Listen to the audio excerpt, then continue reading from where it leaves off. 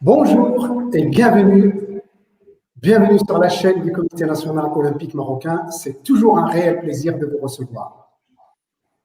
Aujourd'hui, dans le cadre de l'Académie olympique digitale, je rappelle que l'Académie a pour rôle d'être un espace de réflexion, un espace d'échange et un espace de partage entre professionnels du sport.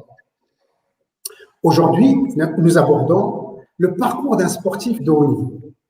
D'abord, c'est quoi un sportif de haut niveau? Comment réussir son parcours? Quelles sont les contraintes? Quelles sont les difficultés?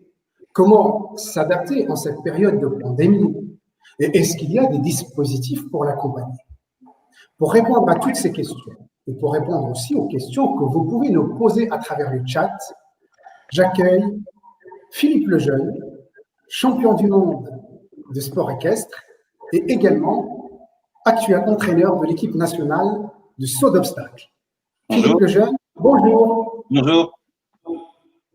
Bon, Philippe, je rappelle que vous prenez en main l'équipe du Maroc qui est qualifiée aux Jeux Olympiques au saut d'obstacles, mais le Maroc a qualifié aussi des athlètes en dressage. C'est une première historique. Le Maroc est qualifié dans les deux épreuves. Oui, tout à fait. C'est une première et je trouve ça vraiment formidable. Maintenant, moi, je viens de prendre les rênes en main de l'équipe marocaine depuis à peine un mois et demi.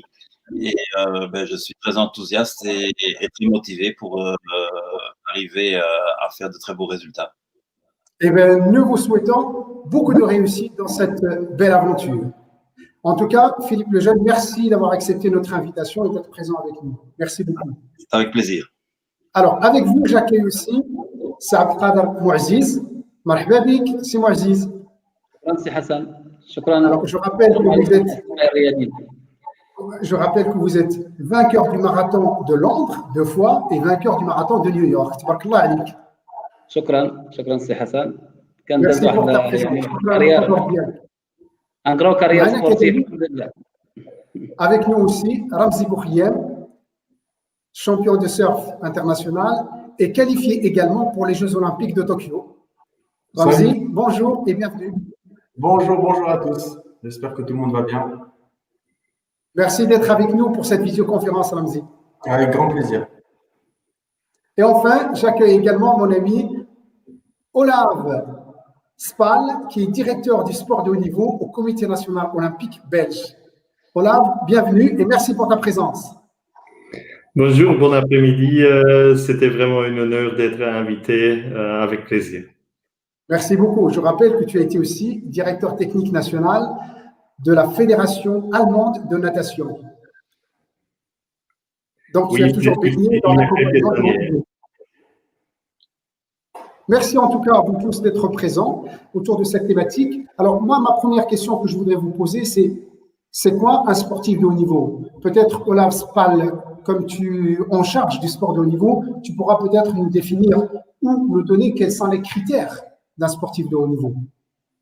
Oui, en Belgique, on travaille avec des critères très particuliers à faire la définition qui est un sportif de haut niveau. Et c'est toujours le niveau top 8 mondial qui fait la différence, au minimum d'avoir la possibilité d'atteindre l'objectif. Le top 8 mondial, cela veut dire que les athlètes ont la possibilité à recevoir un contrat chez le gouvernement, chez les communautés, et cela ouvre la possibilité de s'entraîner d'une manière professionnelle et de se préparer aux compétitions qualificatives pour les Jeux ou aussi les championnats du monde ou championnats d'Europe. Oui, ça c'est vraiment c'est une définition très stricte. Si on regarde la qualification pour les Jeux, on est un peu plus ouvert parce que là-bas, nous travaillons avec des critères internationaux, des fédérations internationaux, et les fédérations nationaux, ils ont la possibilité d'ajouter des critères particuliers et enfin des critères internes afin d'être au jeu. Ça, c'est en bref la définition avec laquelle on travaille en Belgique. Donc, Olav, si j'ai bien compris, chez vous, un sportif de haut niveau, c'est quelqu'un qui est dans le ranking mondial et dans les 8 premiers au niveau mondial. Oui, c'est juste. D'accord. Est-ce que c'est quelqu'un aussi qui se consacre entièrement à son activité sportive ou est-ce qu'il peut, selon la discipline sportive, avoir une activité soit scolaire, étudiant, ou soit professionnelle? Est-ce qu'il y a cette possibilité? Oui, oui, ça c'est aussi possible. Je pense que c'est un important, c'est une chose très très importante à voir si on parle vraiment d'un parcours d'un athlète, d'un sportif de haut niveau. Il y a aussi la possibilité de combiner les deux, d'être étudiant, faire des études à l'université par exemple, ou aussi des possibilités à l'école pour les plus jeunes. Mais là-bas, on parle des espoirs et pas des sportifs de haut niveau. D'accord. Une dernière question, Olaf. Est-ce qu'un sportif de haut niveau, c'est aussi un volume d'horaire d'entraînement? Par exemple, est-ce que tu peux nous donner une précision? Combien d'heures il s'entraîne? Combien de jours? Comment vous planifiez son entraînement? Oui, c'est pas dans les critères, mais bien sûr, il y a une attente et bien sûr, les différences existent entre les sports. Et bien sûr, on doit regarder qu'est-ce que vraiment un entraînement spécifique dans les sports et qu'est-ce que sont les activités physiques préparatoires, par exemple, qu'on doit aussi compter. Mais en général, on parle de minimum de 20 à 25 heures par semaine de l'entraînement pour un sportif de haut niveau. Alors, tu as parlé tout à l'heure du parcours. Je voudrais me tourner vers Philippe Lejeune. Philippe, tu as réussi un super parcours en tant que sportif de haut niveau. Tu étais champion du monde, tu étais 13e aux Jeux Olympiques de Londres en 2012. Comment tu expliques la réussite de ton parcours sportif? Quels étaient un peu les secrets, les ingrédients de cette réussite? Moi, j'ai un parcours très long parce que je suis devenu champion du monde à l'âge de 50 ans en 2010. Donc, j'ai commencé à monter, j'étais passionné par mon sport à l'âge de 12 ans. Et à 14 ans, lors des championnats du monde en Angleterre, j'ai vu que j'ai regardé à la télévision sur la BBC. J'avais vu le championnat du monde et là, c'est mon rêve qui a commencé. C'est un rêve de gosse. Je voulais devenir champion du monde en faisant tout sans faute. Puis là, avec les chevaux, c'est un petit peu différent que dans tous les autres sports parce que nous avons affaire avec un animal. Et tout est rien n'est vraiment facile parce qu'on doit s'occuper de la gestion de nous-mêmes, de la gestion du cheval. Il y a beaucoup de choses qui viennent dedans. Je crois que sportif de haut niveau, ça commence quand on est très jeune, pour n'importe quel sport, parce que c'est une passion, c'est quelque chose qu'on a dans soi. Je ne crois pas qu'on sait l'expliquer, c'est comme ça. Et puis, je crois qu'on devient athlète de haut niveau, à force en tout cas, moi, je ne connais que ça, et je connais pas mal d'athlètes de haut niveau. On y arrive par le travail, par le respect, par la passion, par l'amour de ce sport.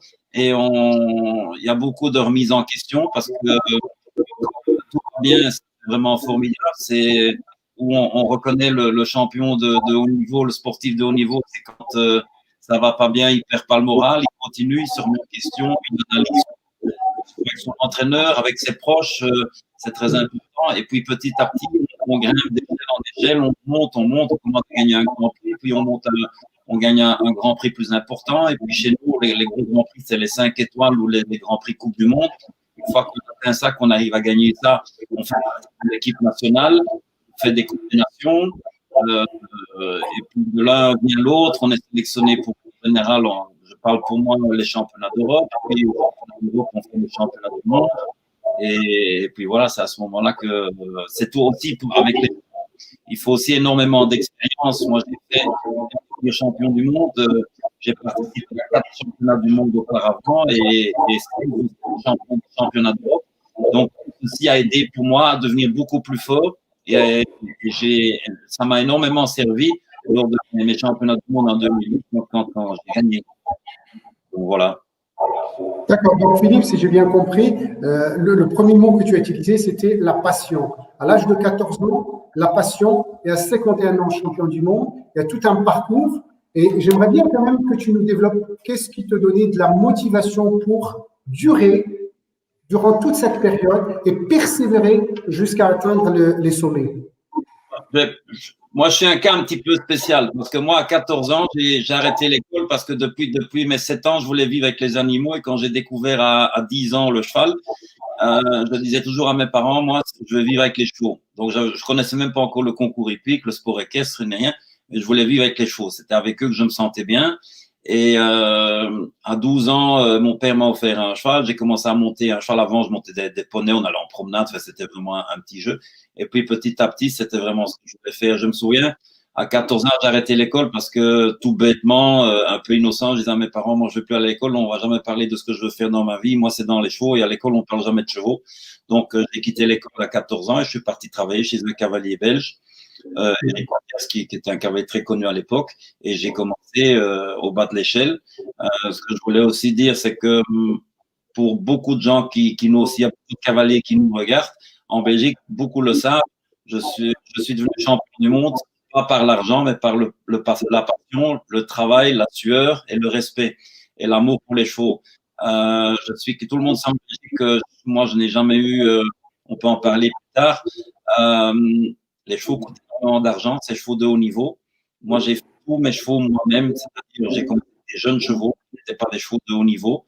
Et ça a pris beaucoup de temps de les faire. Ça prend 4, 5, 6 ans pour faire un cheval, pour arriver à gagner un grand prix.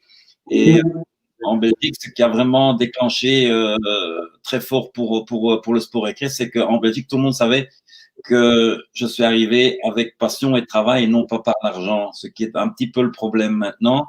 Et lorsque, en Belgique, les cavaliers ont vu que j'avais gagné ce championnat du monde, on se dit, si lui, il peut le faire sans argent, nous, on peut aussi le faire. Il y a eu un énorme engouement depuis 2010 au niveau équestre. D'ailleurs, le sport équestre belge sont pour le moment les meilleurs au monde. On a le meilleur élevage de chevaux, on a les meilleurs cavaliers au monde.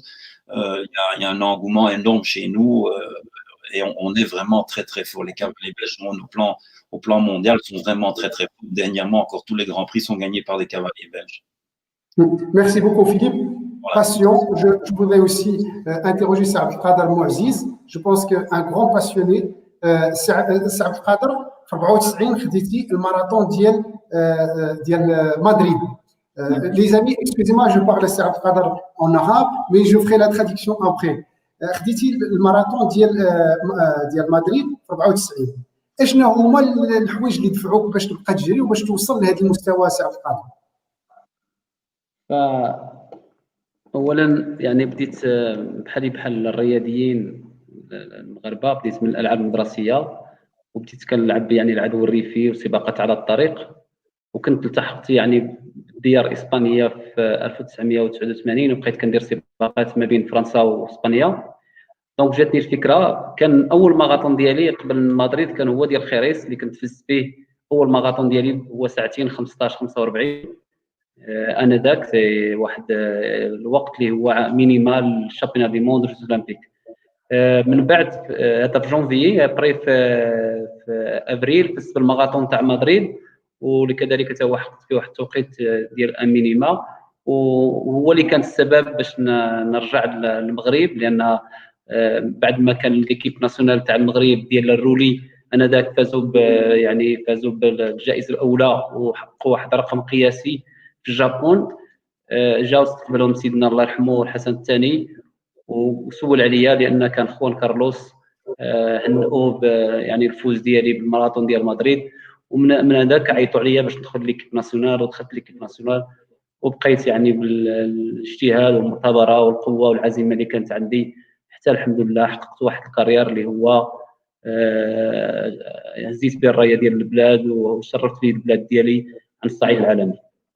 Shukran, Saad Qader. Et juste pour faire un résumé à nos autres invités, donc Saad Qader, il a été repéré en Espagne par Juan Carlos, qui a parlé à feu Sa Majesté le Roi Hassan II, qu'il a aussi soutenu, et c'est grâce, entre autres, à son soutien et son travail acharné qu'il a pu intégrer l'équipe nationale du Maroc et réussir des exploits tels que je dirais la réussite des autres marathons. Mais Saad Qader, اللي بغيت نعرف اشنو هو اللي خلاك تتبع هذا العدو الريفي وتتبع هذا الماراثون؟ واش كانت عندك انت واحد لا باسيون؟ واش كان عندك واحد الحلم؟ اشنو هو اللي عطاك يعني هذيك لا موتيفاسيون باش تبقى كتوجد وكتريني وكتدرب؟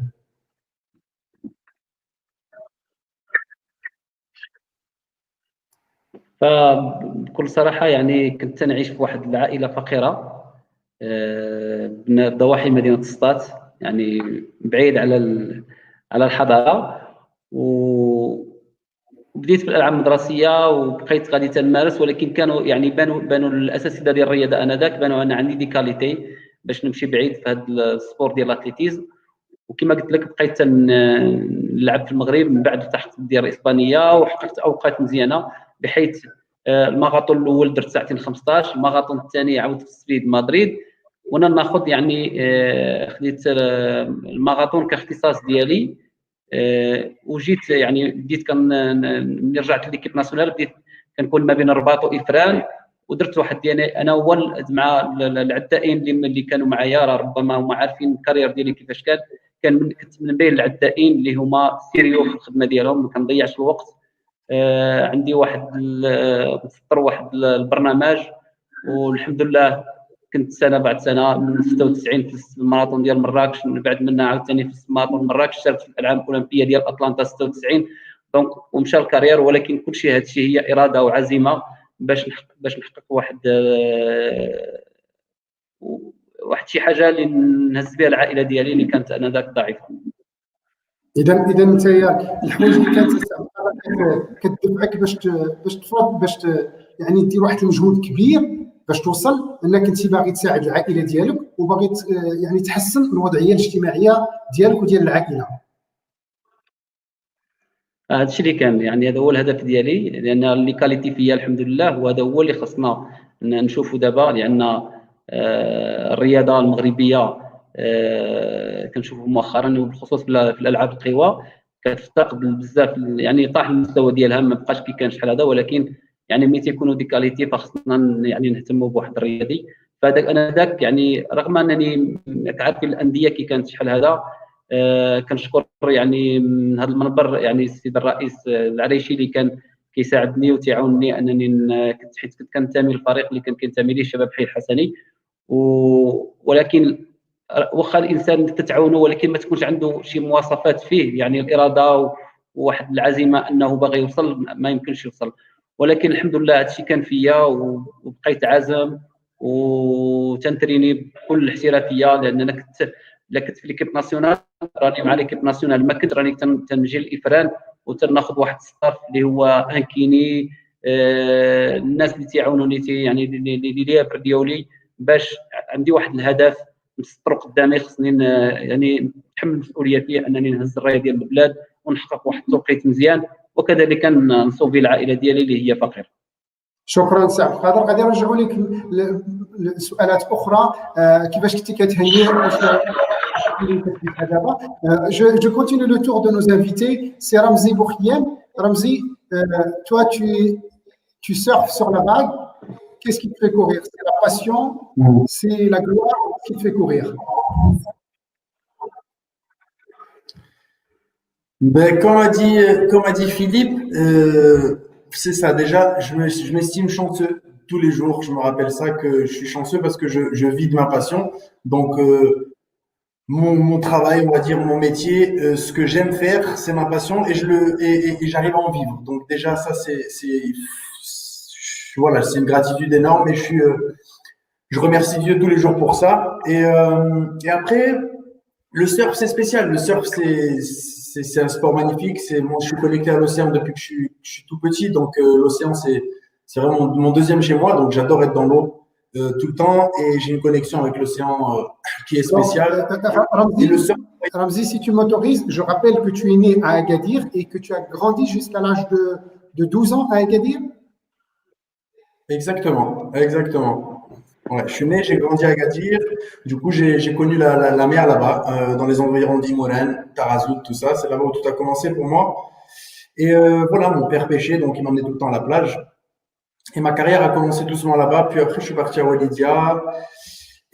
Et voilà, c'est une longue et belle histoire. Et la compétition était en moi depuis tout petit. Je faisais du foot avant. J'étais inscrit à Nagersous. J'ai joué 4 ans en club. J'adorais la compète, j'adorais le foot. Et j'ai connu le surf et j'ai dû choisir entre les deux. Je suis parti sur le surf. Et j'ai fait, voilà, et aujourd'hui, je regrette pas du tout. J'ai voyagé dans beaucoup de pays. J'ai rencontré beaucoup de personnes. Alhamdoulilah, donc voilà, c'est un long parcours qui n'est pas encore terminé et qui Inch'Allah fait que s'embellir, on va dire. Mais voilà, des hauts, des bas, et c'est ce qui fait partie de la vie d'un sportif de haut niveau. Et comme j'ai dit, très très content de vivre de ma passion. C'est tout le mal qu'on te souhaite, que tu continues et que tu vis pleinement cette belle aventure olympique pour lesquelles tu es qualifié à Tokyo. Alors, Olaf, j'aimerais vraiment avoir ton avis, toi qui es en charge depuis plusieurs années des sportifs de haut niveau. Est-ce qu'il y a des clés de réussite du parcours du sportif de haut niveau? Est-ce que vous avez recensé, par exemple, des fondamentaux qui permettent à des sportifs de haut niveau de réussir leur parcours? Oui, merci pour la question parce que je pense on trouve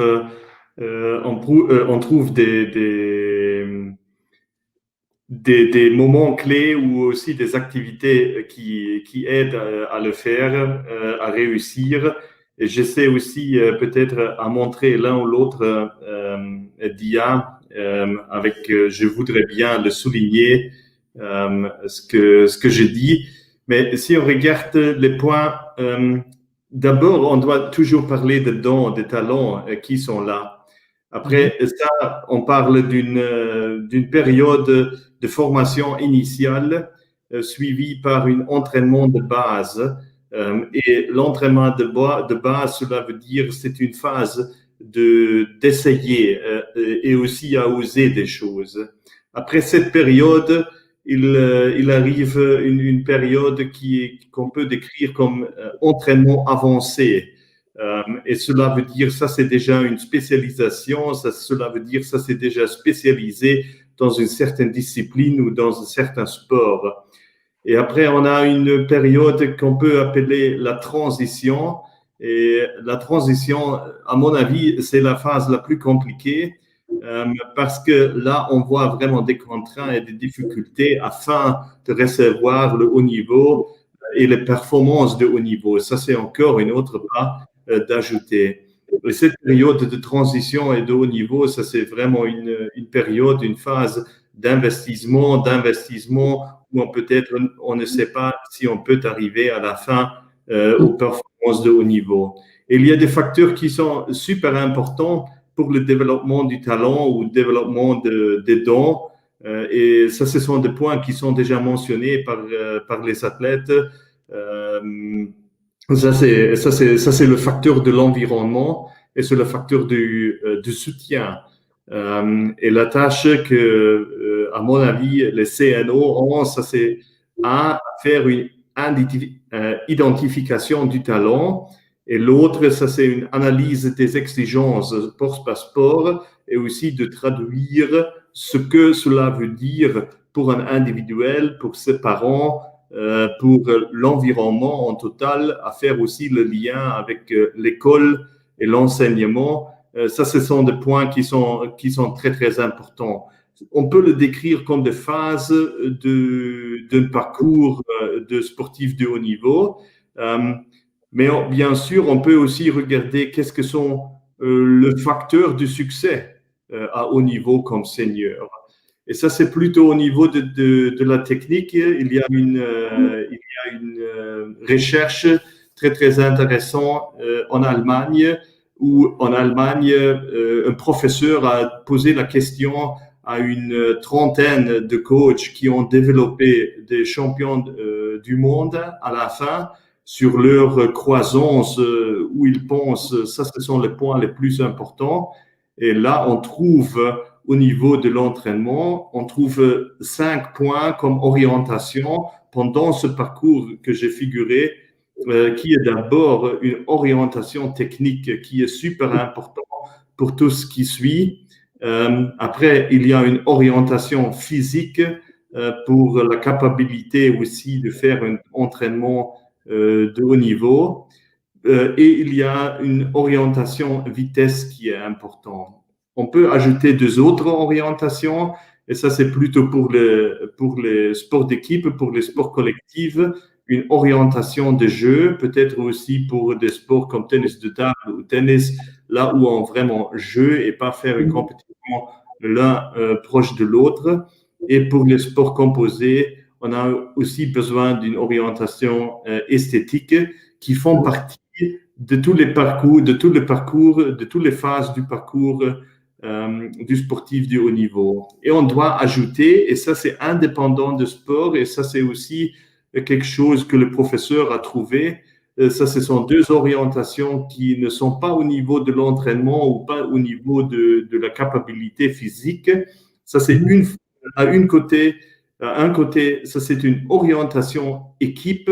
Cela veut dire faire partir d'un groupe de l'entraînement, accepter des règles, peut-être aussi installer des règles, prendre la possibilité d'une fonction dans l'équipe, capitaine d'un groupe de l'entraînement, quelque chose comme ça. C'est une orientation équipe. Et l'autre côté, ça c'est pour l'entraîneur aussi important, ça c'est une orientation pédagogique, aussi de faire mieux que seulement l'entraînement physique ou de sport spécifique. On doit travailler ou on travaille comme entraîneur toujours avec des humains qui en développent et qui ont influence pour toute la vie. Et je pense que c'est aussi un important résultat de cette recherche. Merci beaucoup, Olaf. Donc, c'est une recherche scientifique qui a été faite par un professeur en Allemagne, si j'ai bien compris. Oui. Donc, mais ça montre que le sport de haut niveau est une science à part et une exigence à part. Oui et non. Hein. Ça, ce sont des exigences qui aident ou qui sont nécessaires afin de réussir à la fin. On ne peut pas seulement faire un entraînement sans respecter le développement des humains ou des enfants ou des jeunes adultes. Hein. Cela fait partie aussi du travail de l'entraîneur, du coach, d'être conscient de l'influence sur le développement individuel et aussi du groupe. Hein. Merci beaucoup, Olaf. Je voudrais revenir sur cette question du talent. Est-ce que le talent, à lui tout seul, est suffisant pour faire d'un sportif un sportif de haut niveau? À mon avis, le talent ne suffit pas, hein, les dons ne suffisent pas. Ça, c'est toujours la combinaison entre les dons ou le talent et vraiment un travail très, très dur qui est nécessaire afin de réussir au niveau. Il y a des limites qui existent. On peut bien sûr vivre par son talent pour une certaine période, mais il arrive le moment où cela ne suffit pas. Ou suffit plus. Peut-être c'est la passion qui est le mieux, ou qui est le mot que j'aime aussi utiliser mieux que le travail, parce que si c'est la passion, c'est quelque chose que tu veux faire, où tu investis beaucoup, mais bien sûr, le talent lui-même ne suffit pas pour les succès au haut niveau. Et je pense, on peut poser la question à Ramzi, Philippe et Abdelkader. Oui, qu'est-ce que sont les facteurs pour eux qui aidaient d'arriver au niveau où ils se trouvent? Tu fais une très bonne transition pour moi, Olaf. Justement, j'allais poser la question à Ramzi. Ramzi, toi, sur quoi tu t'appuies pour justement continuer tes entraînements depuis plusieurs années et tu continues à t'accrocher malgré que parfois tu perds des tournois et malgré tout ça, tu reviens et tu remets ça le lendemain avec toujours la même ferveur, la même passion. Est-ce qu'il y a des ingrédients? Écoutez, je suis d'accord avec Olaf. Le talent ne suffit pas. Et moi, j'en ai pas souffert un peu, mais je l'ai réalisé à un moment donné dans ma carrière. Parce que quand j'étais jeune, les petites compétitions cadets, minimes, ça passait. Après, j'ai fait des pro juniors, ça passait aussi. En travaillant, certes, mais pas en tout donnant, on va dire. Je me reposais un petit peu sur mon savoir-faire dans l'eau, mon intuition, mon feeling avec l'océan et tout ça. Et ça passait. Jusqu'à un moment où j'ai commencé à me blesser, je suis rentré dans les seniors et ça commençait à plus passer. Et j'ai dû me remettre en question et me dire, qu'est-ce qui se passe? Je fais exactement la même chose que ces 5 dernières années. Et là, je gagnais des compètes et là, je gagne plus trop. Qu'est-ce qui se passe? Et c'est pour ça que je suis d'accord avec ce que dit Olaf. J'ai dû réaliser qu'il fallait travailler 2 voire 3 fois plus pour continuer à avoir mes résultats de quand j'étais jeune. Et voilà, et ça a mis un peu de temps, un processus qui a mis 2-3 ans. Et j'ai eu pas mal de blessures aussi qui m'ont un peu dérangé dans une phase de ma carrière. Et voilà, et maintenant je travaille plus que jamais depuis 2-3 ans là, et les résultats reviennent et repayent. Du coup, ouais, le talent, à moins que voilà, il y a des génies, mais même tous les génies, ils travaillent tous, c'est obligatoire. Pour le haut niveau et l'excellence, c'est obligé de travailler. Sinon, c'est pas possible. Sinon, il y a un gars qui va arriver, qui travaille 1000 fois plus que toi, il va te dépasser à un moment donné, ça c'est sûr.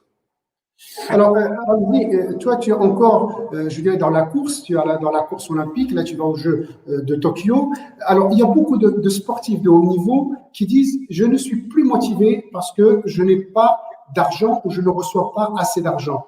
Moi, je voudrais te poser la question, mais je la pose à tous les invités. Est-ce que l'argent est un élément qui motive ou qui permet à l'athlète ou au sportif de faire de la performance? Ben, écoute, qui motive, je dirais pas, qui motive, non, mais au moins avoir assez d'argent pour nous permettre de continuer de faire ce qu'on veut, enfin, notre travail et ce qu'on aime, notre passion. Et après, bien sûr, voilà, pour bien vivre et pour mettre ses proches bien aussi. Donc ça, c'est sûr. Et qu'il faut du budget dans n'importe quel sport, dans le surf aussi. Mais le vouloir la volonté de réussir et tout ça dépasse tout ça. Si tu aimes vraiment, si tu aimes surfer, t'es compétiteur et tu aimes performer, tu vas tout faire pour performer. Même si t'as pas de moyens, tu vas continuer à t'entraîner et pousser à fond. En tout cas, moi, de mon côté. Après, je ne suis pas à plaindre, hein. Voilà, j'ai eu de la chance quand j'étais tout petit, j'ai eu du support de sponsors et tout ça. Mais voilà, ça se complique un petit peu maintenant, là, depuis 2-3 ans, et avec cette pandémie, mais je baisse pas les bras, quoi. Je continue à m'entraîner et je sais que voilà, j'ai que 27 ans et j'arrive à un pic de ma forme physique et mentale aussi, que j'avais pas quand j'avais 21-22 ans. Donc, je sais que voilà, tout est devant moi encore. Je suis en plein dedans. Alors, justement, en parlant de ça, je voudrais me retourner vers Philippe Lejeune. Philippe, est-ce qu'aujourd'hui, tu es passé de l'autre côté de la barrière? Tu entraînes des équipes nationales, tu entraînes des sportifs de haut niveau. Au-delà du travail technique, est-ce que tu as des ingrédients pour alimenter leur motivation, pour améliorer leur niveau? Mais je crois que dans tous les sports, mais spécialement avec les chevaux, il faut toujours analyser. Justement, comme on a fait un cheval, le cavalier de haut niveau doit regarder la santé de son cheval, le cavalier son moral. Et le cheval. Et oui, c'est beaucoup plus complexe. Tout ça, c'est en général le cavalier qui doit sentir. C'est ce que je vais commencer à montrer et à apprendre aux cavaliers marocains de se perfectionner, que tous les jours ils doivent se remettre en question, qu'ils doivent analyser, voir pourquoi ce cheval-là n'a pas sauté aussi bien cette fois-ci, qu'est-ce qu'on a fait de pas bien, où est-ce qu'on s'est trompé, est-ce qu'on a changé quelque chose. On doit s'occuper de son alimentation, on doit s'occuper du vétérinaire, de sa santé, du programme du cheval, parce que c'est quand même pas le cheval, lui, il a rien demandé. Normalement, lui, ce qu'il aime, c'est être en prairie et brouter l'herbe avec ses conjoints et pas les envoyer en camion et faire du haut niveau et sauter des obstacles d'1,60 m. Donc, tout ça, c'est pas si facile à gérer. Moi, je l'ai appris. J'ai eu la chance d'avoir, j'ai eu deux grands hommes de chevaux qui m'ont aidé. Ce que je voulais dire, je crois que le talent, il y a besoin de certaines doses de talent, mais moi, ce que je pense vraiment, c'est que quand on veut vraiment quelque chose, on le veut vraiment dans ses tripes, on y arrive. Et je crois qu'on n'y arrive que à force de travail, le respect et la passion. Et je dis respect parce que le respect, c'est très important. Je crois que, mais c'est pour toute personne, pas seulement dans le sport, mais déjà, il faut avoir le respect de soi-même. Moi, j'ai reçu une éducation très stricte de mes parents. Donc, en éducation, je suis quelqu'un qui adore communiquer avec les autres. J'adore communiquer ma passion, mon travail. Sportif de haut niveau, il rencontre aussi des hauts et des bas. Quand il commence à gagner des épreuves, que ce soit dans n'importe quel sport, il y a des gens qui sont contents et puis il y a des gens qui sont moins contents. Il y a de la jalousie, il y a des gens qui le critiquent parce qu'ils ils sont pas sympas, etc. Et tout ça, des fois, ça peut atteindre le moral. Et je crois que c'est là où le sportif de haut niveau, petit à petit, il fait son chemin parce que c'est justement à force de retomber dans sa passion, son travail, qu'il continue et pas s'occuper de ce que on lui raconte. Alors, c'est important aussi qu'il se fasse entourer d'un bon entraîneur, d'une personne en qui il a confiance. La famille est très importante. La famille doit aussi faire attention. J'ai vu pas mal de parents qui n'étaient pas des sportifs.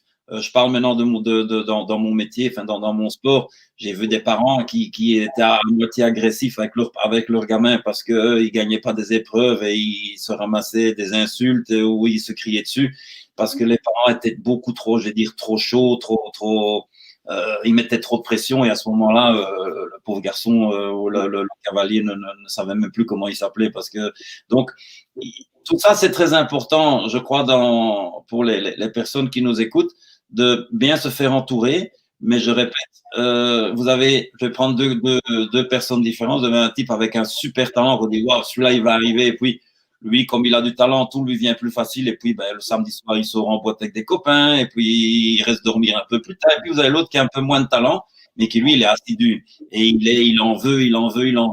Souvent, ce gars-là, il va arriver beaucoup plus haut que l'autre.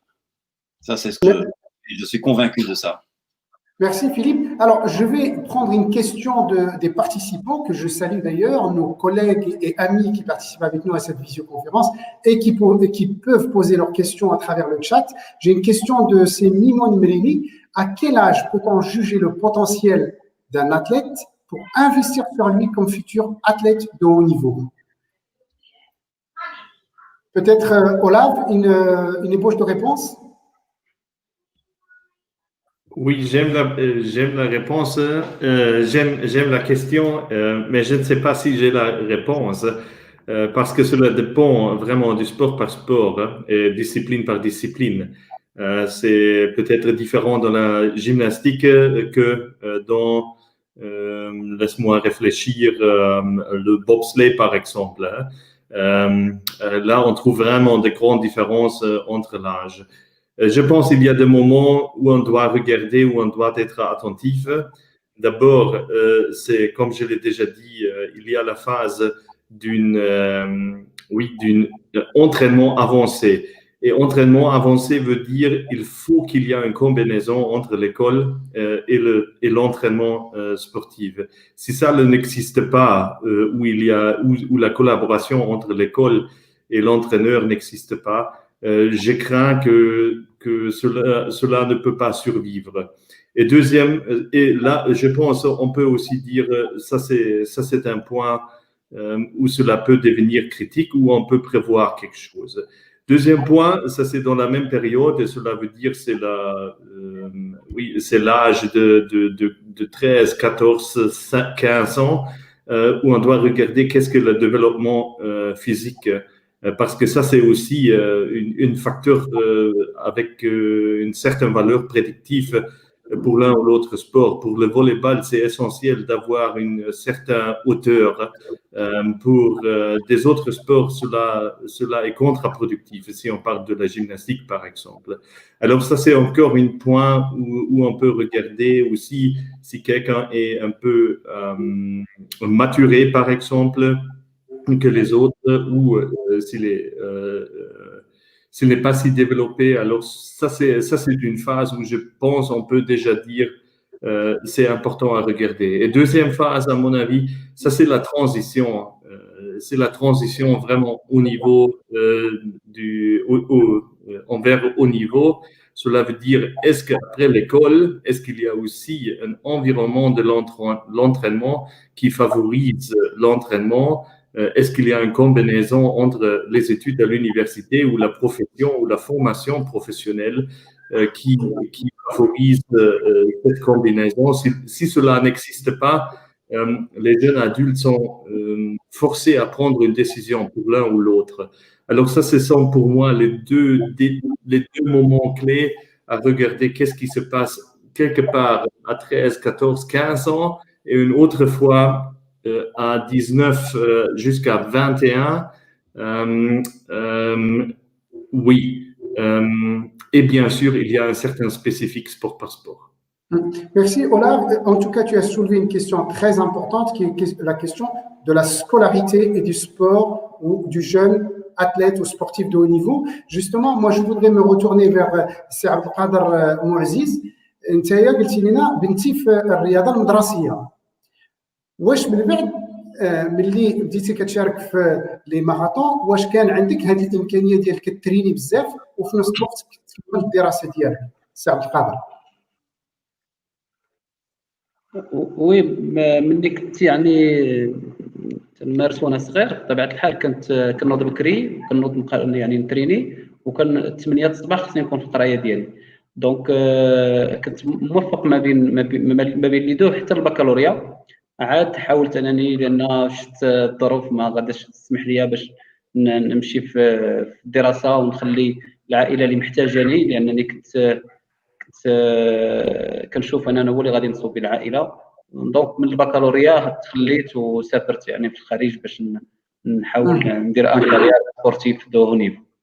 اذا سي عبد القادر انت وصلتي للبكالوريا ومن بعد ملي وصلتي للبكالوريا لاحظتي بانه ما يمكنش توفق بين الرياضه في المستوى العالي ما يمكنش دير لي ماراثون وفي نفس الوقت تتبع الدراسه ديالك.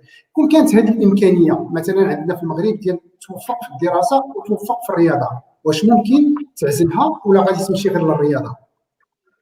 لا نعزلها بطبيعه الحال نعزلها لانه ديك الساعه كنولي نشوف مستقبلي في واحد الجهه اخرى ولكن كان العائق ديالي هو كما قلت لك الظروف العائليه وكان يعني سبوريتيد في المغرب هذا والمساعده ديال مثلا الجامعه العدائين ديال هذاك الشيء غادي نكون قدرت انني اكيد نتبع الدراسه ديالي ونبقى غادي في الرياضه ف حيت الدراسه فهي شيء مهم في الحياه ديال الانسان الرياضي بالخصوص. Failan, on rencontre beaucoup ce problème de la combinaison entre le sport de haut niveau et les études. C'est parmi les contraintes et les difficultés qu'on rencontre les sportifs de haut niveau. Ramzi, j'aimerais me tourner vers toi. Quels sont, bien sûr, on a compris, c'est la passion, tu es un homme heureux de vivre ta passion tous les jours, mais est-ce que dans ce bonheur, est-ce qu'il y a des difficultés que rencontre le sportif de haut niveau au quotidien et quelles sont ces difficultés que tu rencontres toi personnellement? Des sacrifices qu'il faut faire, dont, vu que tu parlais de l'école et la combinaison entre l'école et le sport, moi, j'ai quitté le Maroc pour partir faire sport-études en France à Biarritz, dans la région, dans le sud-ouest de la France. Et j'ai fait sport-études surf. Du coup, j'allais en cours le matin jusqu'à 14 heures. Et à 14 heures, je partais surfer tous les jours dans le cadre de l'école. J'ai fait ça pendant 2-3 ans. Et après, voilà, je partais tout le temps en Australie. Je restais des fois 2-3 mois là-bas. Du coup, j'ai pris la décision d'arrêter l'école quand j'avais 16 ans. Du coup, j'ai pas fini l'école. Et ça, c'est un des sacrifices que j'ai décidé de prendre pour me consacrer à fond dans le surf. Après, je dis pas que c'est un bon exemple à prendre ou pas. Moi, j'ai fait ce sacrifice-là. Du coup, voilà, c'est pas facile. Il y a plein de contraintes, mais comme je voulais, j'étais persuadé, je savais ce que je voulais faire et je savais que j'avais le potentiel de faire. Du coup, j'ai foncé à fond et voilà. Alors, il y a des sportifs ou il y a des organismes qui parlent de l'aménagement du temps scolaire. Ça veut dire que tu peux faire tes études et quand tu t'absentes pour des tournois à l'étranger, tu peux suivre par le e-learning, tu peux rattraper les cours. En quelque sorte, c'est l'école qui s'adapte aux sportifs de haut niveau. Est-ce que ce système réussit? Est-ce que vous en avez des idées, par exemple, au lab? Est-ce qu'en Belgique, vous mettez des choses pour des jeunes sportifs chez vous? Oui, cela existe. Il y a des écoles qui s'adaptent aux besoins des sportifs, des espoirs. C'est un grand investissement du gouvernement, on doit dire. Et bien sûr, si on attend que chacun qui est à l'école, à la fin, devient champion du monde, on sera triste à la fin. Parce que bien sûr, c'est une sélection naturelle, je veux dire. C'est pas possible pour chacun, mais pour ceux qui arrivent à la fin, vraiment au top niveau, c'est vraiment une exigence, c'est un besoin qui existe. Alors, je peux vraiment le recommander. La chose la plus importante, c'est la flexibilité de l'école. C'est la flexibilité en tous les sens. Cela veut dire flexibilité pendant l'horaire par semaine, du jour, du trimestre, de l'année, de toute la période d'être à l'école. Ça, c'est la flexibilité concernant les examens. Cela veut dire aussi, sauf Corona ou sans Corona, à faire des examens de la distance s'il y a un besoin. Cela demande beaucoup de l'école et aussi des professeurs à l'école. Mais moi, je suis absolument convaincu que le sport du haut niveau a besoin d'un système scolaire qui aide à combiner les deux. Est-ce que ce qu'on appelle le double projet, c'est-à-dire que l'athlète, il a son projet sportif, mais en même temps, il a un projet d'études ou un projet de formation professionnelle, est-ce que ce double projet n'est pas aussi une stabilité pour le sportif de haut niveau pour continuer à persévérer dans son sport et à performer? Voilà. Je ne sais pas si j'ai compris la question. Est-ce que le fait d'avoir un double projet, le fait d'être sur un projet sportif de haut niveau et en même temps sur un projet d'études ou de formation professionnelle, est-ce que ce n'est pas un socle qui consolide la performance du sportif? Oui, tout à fait, tout à fait. Moi, je pense que c'est une fil rouge aussi pour l'orientation dans la vie parce qu'il y a des décisions à prendre. Qu'est-ce que tu fais après l'école? Qu'est-ce que tu veux faire aussi au niveau professionnel après ta carrière sportive? Alors ça, ce sont des points qui arrivent à l'âge de 16, 17, 18 ans, des décisions à prendre et de prendre les chantiers qui sont nécessaires pour ce développement. Et bien sûr, cela donne une certaine stabilité pour la vie après. Ouais. Merci beaucoup, Olaf. Je voudrais continuer sur les difficultés rencontrées sur le parcours et je voudrais revenir vers toi, Philippe Lejeune. Tu disais, tu es parti d'une famille qui n'avait pas les moyens de s'acheter des chevaux à des prix qu'on connaît. Quelles sont les autres difficultés que tu as rencontrées lors de ton parcours?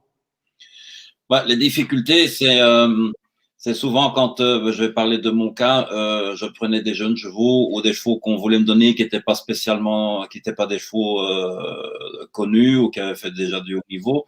Donc le chemin est assez long, il faut beaucoup de patience, beaucoup de travailler. Petit à petit, on commence à gagner une belle épreuve, puis on gagne un grand prix. Et puis, comme ces chevaux étaient à des propriétaires, ce que rencontrent beaucoup de cavaliers encore maintenant, c'est que comme il y a beaucoup de demandes pour les très bons chevaux qui sont déjà des chevaux qui font des grands prix, il y a les pays très riches qui sont là, des clients qui viennent et qui veulent acheter le cheval. Donc, vous êtes tout content en tant que jeune cavalier, je parle 20 ans, 22 ans. Dans les autres sports, ils sont déjà sûrement un tout haut niveau, mais à 20 ans, on est encore, je vais pas dire au bas de l'échelle, mais on commence à montrer le bout du nez dans des belles épreuves.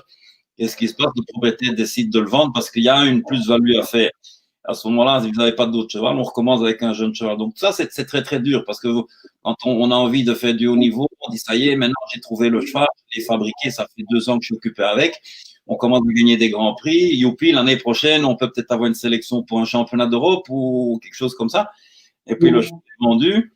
Après, si on n'a pas fait des belles conditions avec le propriétaire, parce qu'il y a une plus-value, et ça, c'est quand même le cavalier qui le fait. Il y a beaucoup de propriétaires qui donnent rien du tout et vous avez perdu votre temps, vous avez perdu de l'argent et on peut recommencer, je veux dire, à zéro.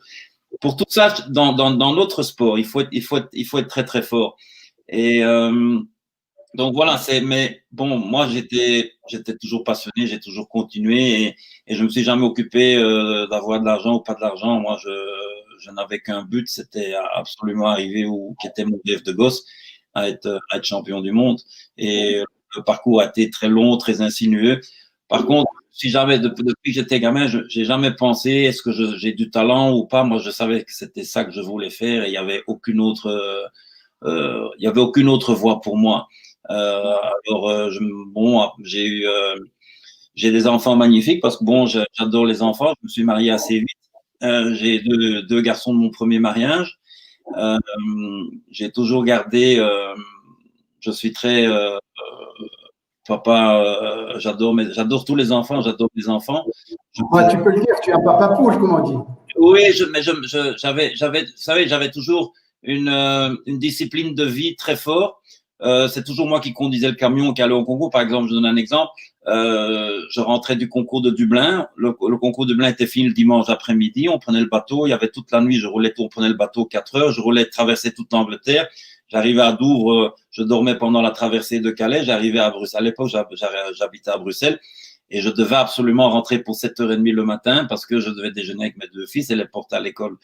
Ça, c'était une discipline que je me suis instaurée. Mais ça, c'était aussi pour mon bien-être. Parce que c'était mon cocon et c'était eux. Quand ça n'allait pas, je me ressourçais avec eux. Quand il y avait des moments où rien n'allait, on se demandait comment est-ce qu'on va nouer les 2 bouts, comment est-ce qu'on va payer les factures parce que les chevaux coûtent très cher, il faut du personnel. En fait, il faut pas qu'un cheval, il faut beaucoup de chevaux parce que pour arriver à un cheval, pour aller au championnat du monde, il faut continuer à se perfectionner mais avec d'autres chevaux. Sinon, vous brûlez le meilleur cheval, vous le brûlez. Si vous faites trop de compétition, trop d'entraînement, c'est comme tous les sportifs, ils ont besoin de vacances, de plages de repos, et tout ça. Il y a des bobos, il y a des blessures comme tout sportif. Il faut le soigner. Ça met du temps à ce que les blessures guérissent. Et puis, il faut recommencer à reconstruire son moral et sa condition physique. Donc, tout ça est très difficile, mais pour moi, en plus, moi, j'appelle ça la passion. Je suis encore maintenant, elle est intacte, cette passion, même si je fais plus le haut niveau. Et cette passion, je veux le donner maintenant à l'équipe marocaine. Ils vont avoir toute mon expérience, tout ce que j'ai fait dans ma vie. J'explique petit à petit lorsqu'on mange ensemble, ce que j'ai fait dans ma vie, les hauts et les bas. Et comme ça, ils ont une idée ils peuvent tout me dire. Moi, j'ai tout eu dans ma vie. J'ai tout fait, j'ai fait plein d'erreurs, j'ai appris énormément. J'ai plus appris par mes erreurs que par mes victoires. Parce que quand on gagne, tout est rose, tout est magnifique, tout le monde est content. C'est l'euphorie, mais c'est quand ça va pas bien qu'il faut garder le moral, il faut analyser, voir le pourquoi, le comment, et retravailler et recommencer, et pas avoir peur de mordre dans la poussière. Et voilà. Et c'est ce que je vais leur expliquer. Il n'y a pas que l'argent. Pour moi, l'argent, c'est secondaire. Maintenant, pour en revenir à l'école, je crois que c'est très important. Bon, moi, j'ai 60 ans maintenant et j'ai fait ce que je voulais. Et si ça recommençait, je refais la même chose. Mais je crois qu'aujourd'hui, avec tout ce qui se passe maintenant, c'est important qu'un sportif de haut niveau peut gérer, comme a dit Olaf, son après. Il doit aussi apprendre, et ça s'apprend aussi à l'école, parler à ses sponsors. Ça doit pas être un idiot qui sait pas parler. Il faut se vendre. Un sportif doit pouvoir se vendre s'il veut un sponsoring, s'il veut récolter de l'argent pour s'améliorer, parce qu'il y a des entraîneurs. Je vais peut-être parler du tennis. Les entraîneurs, ça coûte très cher. Il faut des masseurs, il faut tout ça. Donc il faut chercher l'argent. Si on n'est pas d'une famille riche, il faut le trouver. Et ça, on le trouve avec des sponsors. Et c'est normalement le sponsor, ce qu'il aime, c'est le contact avec l'athlète. Après, on peut avoir un manager. Mais souvent, ces sponsors sont si passionnés par le sport où ils veulent donner de l'argent et ils veulent avoir le contact avec l'athlète. À ce moment-là, l'athlète, il doit avoir des connaissances quand même, pas seulement de son sport, mais d'autres choses. Je crois que ça, c'est très important. En tout cas, Philippe, je retiens de ton intervention qu'il y a des difficultés effectivement sur le chemin d'un sportif de haut niveau, mais ces difficultés, on peut les surmonter en se référant bien sûr, à ton rêve qui était ancré en toi de devenir champion du monde, à cette croyance forte en toi et en ton rêve, et puis à cette passion pour les chevaux. Et j'ai bien noté aussi que l'entourage familial est très important dans le parcours du sportif de haut niveau. Justement, en parlant de l'entourage familial, j'aimerais bien poser la question à Ramzi. Est-ce que ton entourage, je sais que ton frère est aussi un passionné de surf, ta maman est toujours derrière vous ou derrière toi. Est-ce que l'entourage familial pour toi est important dans ce parcours? Entièrement. Moi, ma famille, on est très très proches. Surtout que j'ai perdu mon papa quand j'étais jeune. Du coup, moi, ma mère et mon frère, on s'est encore plus liés. Et ils m'ont toujours supporté à fond, soutenu à fond. Ma mère, elle me soutient encore à fond, encore au jour d'aujourd'hui. Mon frère, dès qu'il peut, il surfe avec moi. Il me motive à fond, même s'il est dans un monde totalement différent à Londres, dans la finance. Mais c'est lui qui m'a transmis la passion du surf. Du coup, non, très, très, très proche. Même mes entraîneurs, mon entourage, c'est des gens avec qui j'ai des très, très bons feelings et que j'ai des connexions des connexions qui sont beaucoup plus profondes que n'importe qui. ميرسي يا رمزي. السي عبد القادر، بغيت نسولك على العائله ويعني السوتيان ديال العائله ديالك كيفاش كانت؟ قلتي لي انت درتي هذا الشيء كله على قبل العائله، اسكو العائله حتى هي كانت كتعطيك لو سوتيان اللي كنتي محتاجيه باش تمشي بعيد في لي بيرفورمانس ديالك؟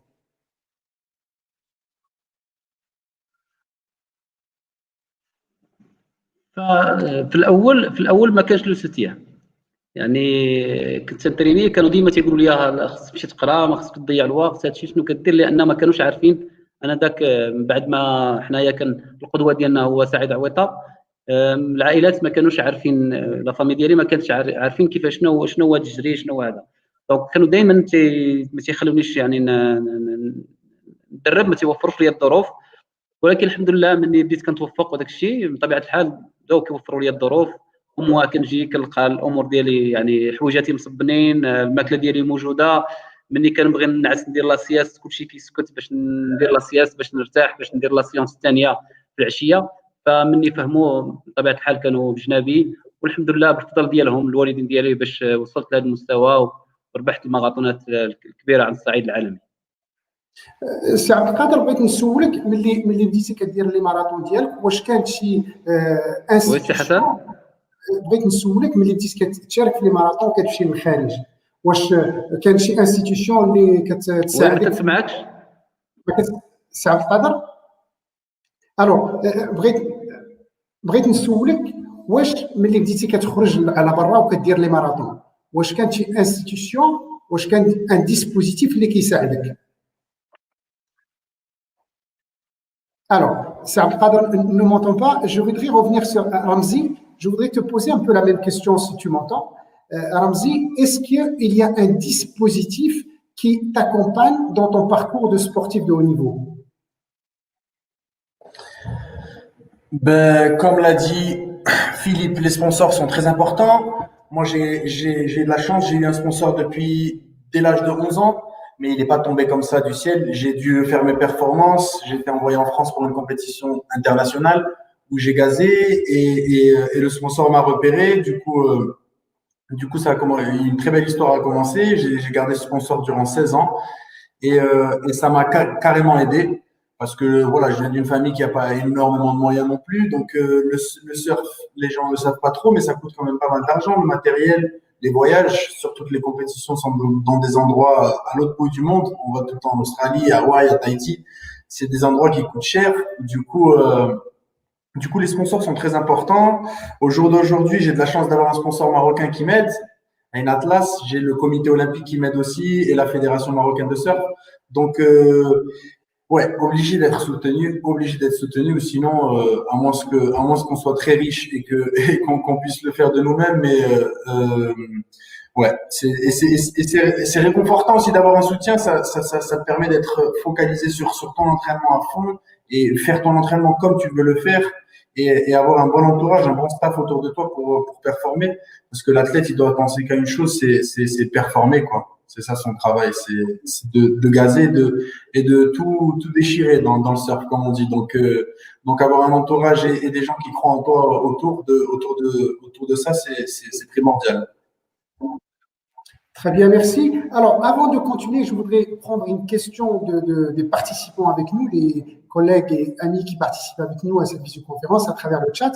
Et je prends la question de Olivier Edmond, qui est le DTN de la Fédération royale marocaine de golf, qui dit: est-ce qu'on peut nommer l'ensemble des compétences à réunir autour d'un athlète qui pourront devenir professionnels? Quelles sont les compétences que doivent avoir les athlètes pour devenir professionnels? Peut-être, Olav, toi qui es directeur du haut niveau, quelles sont les compétences? On va revenir peut-être sur ce que tu as donné tout à l'heure comme élément. Est-ce qu'il y a d'autres compétences à réunir pour que le sportif devienne un professionnel? Oui, cela dépend aussi de sport par sport, mais à mon avis, pour l'encadrement, la situation familiale était déjà mentionnée, ça c'est très très important. Deuxième point, ça c'est la situation de l'enseignement, à regarder. Troisième facteur, ou peut-être le premier facteur qui est super important, ça c'est le coach. Et c'est aussi d'impliquer des autres experts sur des différents métiers. Cela veut dire, on parle bien sûr d'un docteur pour le point médical, la physiothérapie, kinésiologiste qui est nécessaire. Je pense aussi que je pense qu'il y a aussi un besoin d'un encadrement psychologique si on parle vraiment du sport du haut niveau. Et quatrième facteur, c'est la nutrition. Et je pense aussi qu'on a besoin cela dépend de sport par sport, aussi de quelqu'un qui travaille d'une manière scientifique dans les sports. Cela veut dire un physiologiste ou un biomécaniste ou qui est important pour le sport collectif. Ça, c'est le video scouting qui est important afin de ramener toutes les informations, aussi des opponents, mais aussi de soi-même. Alors ça, ce sont les compétences où je pense que c'est important à avoir et à gérer une équipe comme ça, environ un athlète. Ça, c'est aussi une exigence. Peut-être il y a un besoin du manager qui fait quelque chose comme ça afin que c'est pas l'athlète qui doit gérer toutes ces choses ou pas le coach qui doit gérer tous les points. Merci beaucoup, Olad. Alors, je voudrais revenir à Sir Abdelkader. Sir Abdelkader Mouaziz, واش كتسمعني؟ كنسمعك مزيان. سي عبد القادر، دابا نتايا باقي مازال كدير دي ماراطون، كدير الماراطون دي سابل. وي. ولكن كدير داكشي بور طون بليزير ياك؟ pour mon plaisir et en même temps pour représenter mon pays. داكور بيان سور بور ريبريزونتي البيي. هذا عندك ملي بديتي. اللي بغيت نسولك وهي كيفاش ملي ساليتي يعني لا كارير ديالك في الماراطون، كيفاش اشنو درتي، كيفاش كومون تو في لا ترانزيسيون ديال الكارير ديالك، كيفاش بدلتي من ماراطونيان اللي وليتي عندك مشروع ديالك خاص بك. دونك فاش درت ان كارير سبورتيف دو هو نيفو، دونك حيت قادر يعني ربحت ماراطون ديال لندن دو فوا ودرت دوزيام دو فوا في الماراطون، دونك ولكن البارتيسيباسيون ديالي كانت 9 فوا، دونك ولفت داك الماراطون بحكم التجربه والفوز ديالي كذلك بالماراطون تاع نيويورك، وكدرت فيه 4 ايام 6 ايام. دونك بحكم ديك التجربه ديالي اللي خديت في الماراطون، مني بغيت يعني النيفو ديالي نقص باش من يعني نقص داك النيفو اللي كنت فيه. حاولت انني ناخذ معايا عدائين اللي كتعرفوهم، اللي هو جواد غريب اللي هو فاز مرتين ببطوله العالم ودار ثاني في الالعاب الاولمبيه، ترينيت به وديتو معايا الماراطون تاع لندن باش يبقى يعني العدائين حاضرين في الماراطون تاع لندن. من بعد جواد خديت المرحوم قمري عبد الرحيم تا هو اللي هو دار 2 المرات دوزيام في لندن ودار دوزيام في نيويورك. دونك هذا الشيء يعني باش نبقى الغيره ديالي على الرياضه، وباش تبقى يعني هذيك لا ديسيبلين اللي كنت كنتمي ليها تبقى يعني مستمره. حاولت ان ناخذ هاد العدائين، ولكن من بعد يعني الديفيكولتي اللي لقينا ما يعني الجامعه الملكيه المغربيه عياو ما يعني يهضروا معها العدائين بان عبد القادر معزز هو المدرب ديالنا، هو اللي كيوجهنا هذا. دونك ما داش البلير تاعهم. حاولت انني نبعد من الاتليتيزم ودرت واحد المشروع باش يعني نبدا نجيب لي سبورتيف نستقبل فيه العدائين، لا يعني الرياضيين لا المغاربه ولا كذلك تاع الخارج. والحمد لله وفقني ربي، وعندي ان سونتر هنا في فران وتيجيو عندي الرياضيين تيتريني، وكذلك الناس اللي كيجيو كيديروا السياحه في مدينه كفران وكيديروا يعني لي غوندوني الى غيرها. ولكن علاش مشيت الماراطون دي صابل؟ لان بعد ما جابوا كيجيو عندي الناس يترينيو في لوبيرج تاعي، لقيت انهم محتاجين واحد المساعده باش يشاركوا، لان الماراطون دي صابل باش تشارك خصك واحد 3200 اورو زائد الملابس ديالو، لانه على الاقل الا بغيتي تشارك في الماراطون دي صابل خصك واحد 900 اورو باش تشري الحويجات البرديله الماكله، حيت كلشي اوفيليزي كتهز معاك الماكله ديالك بوندو اون سيمان. دونك كاين بزاف ديال الصعوبات شفتها اكثريه الناس ديال اللي كيبغيو يشاركوا فيه ديال زاكورا وداك الشيء. حاولت انني ناخذ واحد ليكيب ديال لي جون اللي الحمد لله توفقوا وربحنا 8 مرات الماراثون ديال الرمال لا بار ايكيب وفي الانديفيديال كذلك، وكنت كندخل معاهم ثاني ثالث، لانه مني كناخذ شي حاجه على العاتق ديالي تنتريني مزيان. انا واخا السن ديالي دابا 51 سنه ولكن كنتريني وتنكون رجل برجل مع العدائين اللي جون، والحمد لله هذيك العزيمه والاراده وداك الشيء اللي كنخطط له كيعطي النتيجه ديالو في الاخر. اذا سي عبد القادر على ما فهمت من بعد يعني الكارير ديالك كماراثونيان ملي حبستيها وليتي كتدرب يعني ابطال وعدائين اخرين وفتحتي مركز رياضي في مدينه افرين، يعني درتي مشاريع اخرى، بقيت ملي تحبسات لا كارير ديالك ما تحبستيش معايا، يعني بقاو المشاريع غاديين عندك. الوغ غير باش نشرح للضيوف ديالنا، الوغ جو ديزي افيك عبد القادر comment il a fait sa transition de carrière quand il a arrêté de faire les marathons, et donc il a continué à entraîner d'autres athlètes, à les préparer pour d'autres marathons, et aussi il a créé, il a développé un centre sportif d'accueil, d'hébergement et de préparation à la ville de Ifrane. Donc il a fait toute une transition. Alors Philippe, j'aimerais te poser la même question quand tu as fini, je dirais, de la compétition équestre. Est-ce que tu as pensé ou ça s'est fait naturellement cette transition de carrière? Déjà, bon, moi, j'ai pas arrêté la compétition, j'ai arrêté la haute compétition parce que mon épouse, qui est italienne, monte aussi au haut niveau et pour rester au niveau avec 2 cavaliers, il faut une grosse écurie de chevaux de haut niveau. Et ça, pour nous, financièrement, c'est pas possible. Donc maintenant, comme je suis toujours passionné et je vais monter jusqu'à ce que je meure, parce que ça, c'est comme ça. Je monte les jeunes chevaux. Je fais aussi de l'élevage. Nous avons des poulains. D'ailleurs, aujourd'hui, j'étais occupé à débourrer. On a 6 chevaux de 3 ans qu'on a commencé à débourrer. Mais puis, mon rêve, c'était surtout un jour entraîner une équipe équestre, mais pas spécialement une grande équipe équestre connue. Je voulais commencer avec une équipe non connue. Et puis, c'est par hasard que j'ai rencontré quelqu'un qui m'a demandé d'entraîner début de cette année Abdelkebir Ouadar, que je crois que tout le monde connaît, qui est un cavalier qui a déjà fait des prouesses et qui a gagné des grands prix, qui était aux Jeux Olympiques et championnats du monde. Et puis, petit le président de la Fédération équestre marocaine, son Altesse Prince Moulay, m'a demandé de prendre, si je voulais bien prendre en main l'équipe nationale marocaine, et j'ai pas hésité un moment. Et puis, ce que je voulais juste dire à peut-être tous les Marocains qui nous écoutent et autres, les Marocains ont beaucoup de chance, parce que je connais évidemment toutes les fédérations équestres au monde. J'ai été invité partout après être champion du monde. J'ai une relation avec Prince Moulay extraordinaire. C'est un homme, il est aussi passionné que moi. Prince Moulay et la fédération marocaine sont également propriétaires de la plupart des chevaux. Et quand on visualise les vidéos, puisque le prince est au Maroc et tous les entraînements se font ici en Belgique, tout est en vidéo. Le soir, de temps en temps, on s'appelle et on pourrait parler des heures. J'ai trouvé un homme extraordinaire qui est passionné comme moi par les chevaux.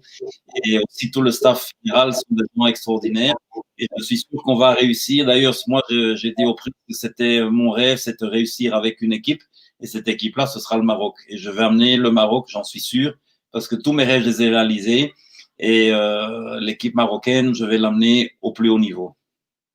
Ben, c'est tout le bonheur et le mal qu'on te souhaite, mon cher Philippe. En tout cas, le Maroc est un pays de cheval et de tradition équestre. Et c'est vrai que la Fédération royale marocaine des sports équestres fait un travail énormissime. Alors, Philippe, si je dois résumer, Julien, ta transition de carrière était tout naturellement dans le milieu du cheval parce que c'est ta passion et c'est en quelque sorte ton rêve depuis enfant. Alors, oui. Je voudrais me retourner vers Olaf pour lui poser la question. Est-ce que sur le plan institutionnel, par exemple, que ce soit en Allemagne ou que ce soit aujourd'hui en Belgique où tu es directeur du haut niveau, est-ce qu'il y a un plan de reconversion des sportifs de haut niveau ou bien la plupart, comme on a entendu chez Michel et aussi chez Abdelkader, c'est la poursuite, la continuité de leur carrière sportive individuelle ou par équipe qui se transforme dans l'entraînement, dans le domaine sportif? Oui, merci pour la question. La reconversion, cela reste bien, ou la reconversion, cela reste encore un grand défi parce que le moment où il peut s'arriver n'est pas toujours évident en avance. On doit regarder qu'est-ce qui se passe en cas de blessure, en cas de burn-out, par exemple, mais on peut prévoir quelque part, bien sûr. Ce qui nous aide en Belgique, ça c'est le programme avec un partenaire aussi du CIO avec ADECO, un Athletes Career Program, où c'est l'idée, avec un fonds que nous avons établi, d'augmenter les possibilités de trouver un emploi pour les athlètes. Parce qu'il y a le point de la formation professionnelle ou de l'enseignement, et l'autre, ça c'est l'expérience du travail. Et cela manque souvent pour les athlètes qui entrent dans le marché du travail très tard, sauf des expériences en comparaison avec les autres. Et cela veut dire que nous avons créé un réseau des entreprises qui sont ouvertes pour les athlètes, pour les anciens athlètes dans les différentes disciplines ou différents métiers. Et avec l'aide de l'ADECO, qui est le partenaire pour le placement des athlètes dans les entreprises, on essaie à travailler sur ça. Bien sûr, les intérêts des athlètes sont vraiment très, très différents. Hein. C'est différent pour un médecin que pour un avocat, que pour quelqu'un qui travaille comme consultant dans la vie économique, par exemple. Et cela veut dire on doit toujours trouver des possibilités et des opportunités individuelles. Et c'est pas vraiment un système où on peut dire oui, ça c'est ce que tu cherchais et ça c'est ce dont tu as besoin. Alors le point de départ, c'est toujours la motivation intrinsèque de l'athlète à dire oui, ça c'est la direction que j'ai prise par l'enseignement ou par la formation professionnelle. Et maintenant, je cherche quelque chose dans une entreprise. On essaie à faire un match entre les deux afin que l'athlète trouve aussi une passion après la vie sportive, qu'il est content et satisfait avec ce qu'il fait dans la vie professionnelle. Et nous savons aussi que les anciens athlètes sont vraiment des collaborateurs exceptionnels parce qu'ils sont habitués à prendre beaucoup des efforts ou prendre beaucoup des efforts afin d'aller au top niveau, à haut niveau. Alors maintenant, avec les entreprises que nous avons sous contrat, nous avons vraiment des expériences très, très, très, très bien. Et on peut le faciliter avec Athletes Career Days, des jours d'échange entre les entreprises et les anciens athlètes. Ça, c'est vraiment quelque chose comme un marché à trouver le collaborateur qui suit. Et oui, ça, c'est la possibilité, comment on travaille sur la reconversion en Belgique. On peut où je dois ajouter que, bien sûr, il y a des activités déjà avant qui aident à faire cela. Et maintenant, il y a la discussion. Est-ce qu'il y a une reconversion nécessaire aussi au niveau psychique, mental et aussi de la nutrition? On sait beaucoup au niveau médical et physique à faire une reconversion, mais qu'est-ce qu'avec l'état d'esprit et qu'est-ce que aussi avec le régime? Ça, ce sont les points qu'on discute maintenant en Belgique. Peut-être il y a quelque chose à attendre après les Jeux à Tokyo. Merci, Ola. En parlant de la transition de carrière, justement, on avait l'invité avec nous, Karim Alami, qui n'a pas pu se joindre à nous pour des raisons professionnelles. Peut-être qu'il se joindra au cours de la visioconférence et qui, justement, devait parler de cette transition. Lui qui a bien réussi en passant de joueur professionnel de tennis à aujourd'hui commentateur, conseiller sur Bein Sports et aussi organisateur, directeur du tournoi de l'Open de tennis du Qatar. Alors, s'il nous rejoint au cours de cette visioconférence, il pourra intervenir sur cette transition de carrière. Mais je voudrais continuer quand même avec Ramzi Bourkhiem. Ramzi, toi, aujourd'hui, tu es encore sportif, tu es dans le pic de ton âge, sportivement parlant, tu vas aux Jeux Olympiques. Est-ce que à partir d'aujourd'hui, tu envisages quand même ta transition ou ta reconversion professionnelle après?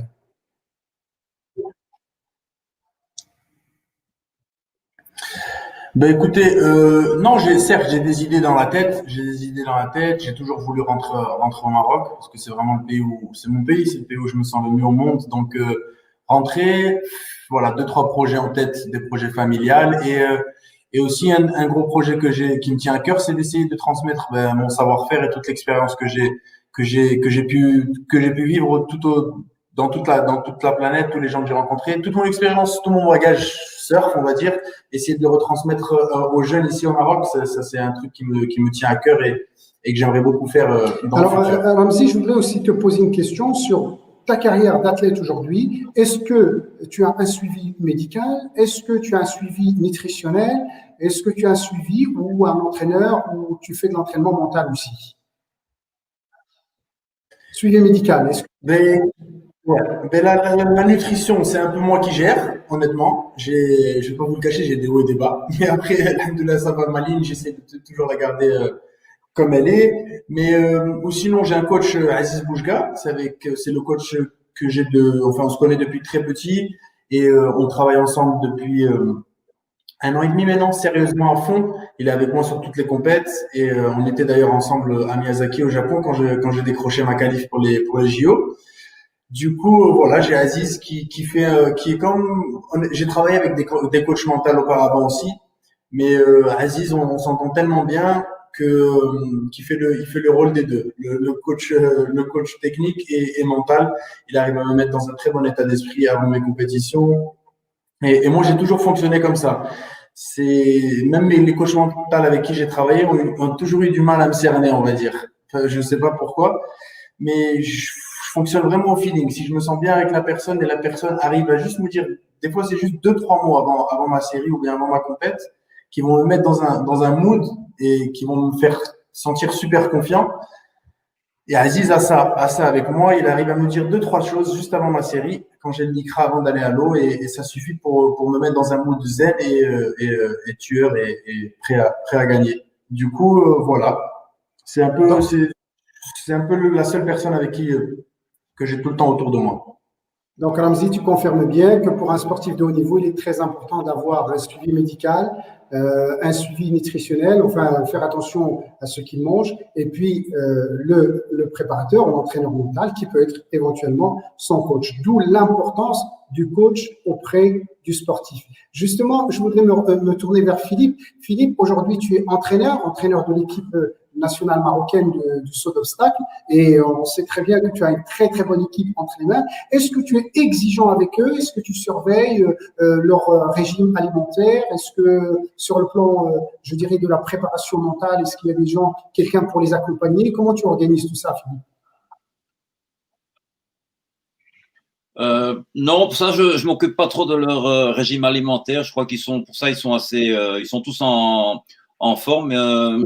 Ils sont assez athlètes. Et non, je m'occupe surtout de la confiance, de leur bien-être, qu'ils se sentent bien. Il y a un très bon esprit d'équipe. Je trouve ça très important parce que pour finir, ils vivent quand même loin de leur pays. Pour le moment, ils sont pendant quelques mois en Belgique. Ils sont à 7-8. Donc, je ne veux pas dire que j'essaie d'être un père, je suis pas, c'est pas ça, mais c'est plutôt un ami, un partenaire qui est là pour. J'essaie de m'occuper de tout, de ce qu'ils doivent faire, de ce qu'ils doivent pas faire, de leur morale. Moi, je suis toujours un gars très positif. J'adore la vie, j'adore le travail. Donc, tu leur transmets cette énergie positive.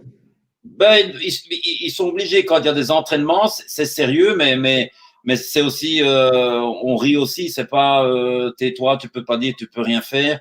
Mais j'ai des exigences, par exemple, c'est typique, les cavaliers, ils montent toujours avec leur téléphone. Alors je leur ai dit, le téléphone c'est interdit quand on monte. Et alors ils me disent quoi? J'ai dit, vous avez déjà vu un Radalf ou au Federer jouer à la tennis et prendre son GSM. J'ai dit, ça va pas. J'ai dit, ça c'est hors de question. Ça, vous laissez à l'écurie. Quand on monte, on travaille, on s'occupe de son cheval, et puis c'est tout. Après, si vous voulez téléphoner, envoyer des messages, quand on a fini de travailler, ça c'est votre problème. Donc c'est toutes des petites règles comme ça qu'ils peuvent faire et qui peuvent Mais en tout cas, vous avez parlé d'une bonne équipe. C'est vrai que nous l'avons constaté lors des derniers Jeux africains ici à Rabat. L'équipe du saut d'obstacles a brillé. Elle a raflé plusieurs médailles d'or et on a vu une cohésion d'équipe assez forte. Et on leur souhaite vraiment de maintenir cette cohésion pour leur aventure aux Jeux olympiques de Tokyo. Alors, je voudrais aborder avec vous une dernière question. La question, j'ai envie de dire, de cette pandémie que nous traversons, que le monde traverse, et les sportifs de haut niveau sont pleinement touchés. Ils ne peuvent pas, pour certains, s'entraîner, d'autres, ils s'entraînent que peu, d'autres, les infrastructures sont fermées. Comment vos équipes, ou comment, Ramzi, toi, tu vis cette pandémie, comment tu t'adaptes? Peut-être on commence par toi, Ramzi. Comment tu fais pour continuer tes entraînements et ta préparation en cette période de pandémie? Ben, par-dessus tout, je me dis qu'on est tous dans la même galère. Donc, c'est pas que moi. Toi, tu as une bonne philosophie. Tu prends toujours les choses. J'essaye. Je dis pas que je suis parfait. Des fois, je m'énerve. Des fois, voilà, ça m'énerve aussi. C'est compliqué pour moi. Mais j'essaye toujours d'essayer de partir dans le positif. Du coup, voilà, ça a été difficile aussi le confinement pour moi au Maroc. Là, on a passé 3 mois en pleine pandémie. C'était un peu difficile. J'avais pas le droit d'aller à l'eau. Ramzi, je pense qu'on a un petit souci de connexion. Vous m'entendez plus? Alors, en attendant que la connexion se rétablisse, Ramzi, tu m'entends? Moi, je t'entends. Je t'entends très bien. Alors, je te laisse finir. Comment tu t'adaptes par rapport à cette pandémie? Ben, j'essaie de rester positif. Certes, c'est difficile de pas garder mon rythme parce que normalement, je suis à 20-25 compétitions par an et partout dans le monde. Donc, je rentre dans une sorte de machine et je reste dedans. Et là, c'est cassé. J'avais commencé au Brésil, puis en Australie, puis rien jusqu'à la semaine dernière au Portugal. Donc, ça fait quand même un trou de 6 mois. C'est bizarre. Ça fait 14 ans ou 15 ans que j'ai pas eu de trou comme ça depuis tout petit. Donc, pour un sportif, c'est dur de s'adapter. Mais comme je le disais, j'essaie de voir le positif. J'en profite pour faire des choses que j'ai pas le temps de faire normalement quand je suis à fond. J'ai passé beaucoup de temps avec ma famille.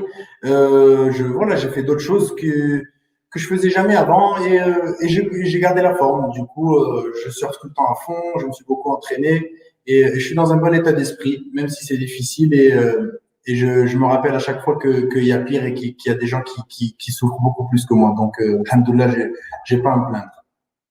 Olaf, comment le sport belge a réagi pour s'adapter à cette pandémie? Comment vous faites pour continuer la préparation de vos athlètes et vos sportifs? Oui, d'abord, c'était vraiment un grand défi parce que c'était un confinement très, très strict en Belgique pour quelques semaines. Nous avons réussi avec le gouvernement à dire les centres restent ouverts parce que les centres sont gérés par le gouvernement et les athlètes sont sous contrat chez le gouvernement. Et c'est évident, c'était toujours comme ça que chacun doit être la possibilité à travailler ou faire son travail. Et la natation ou l'équitation, on ne peut pas, l'équestre, on ne peut pas faire comme télétravail. Alors, c'était évident que les centres restaient ouverts. Et en Belgique, tous les athlètes ont eu la possibilité à s'entraîner aussi pendant le confinement.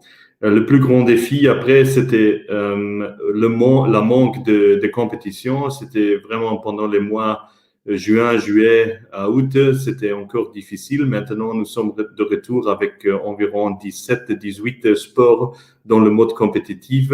Alors, cela a amélioré un peu la situation aussi pour les coachs afin de savoir comment faire la périodisation, qu'est-ce que sont les moments où on doit être en forme, et aussi pour la motivation, si c'est une victoire ou c'est un défi, défaite ne joue pas de rôle. Alors c'était encore une possibilité ou une source pour la motivation.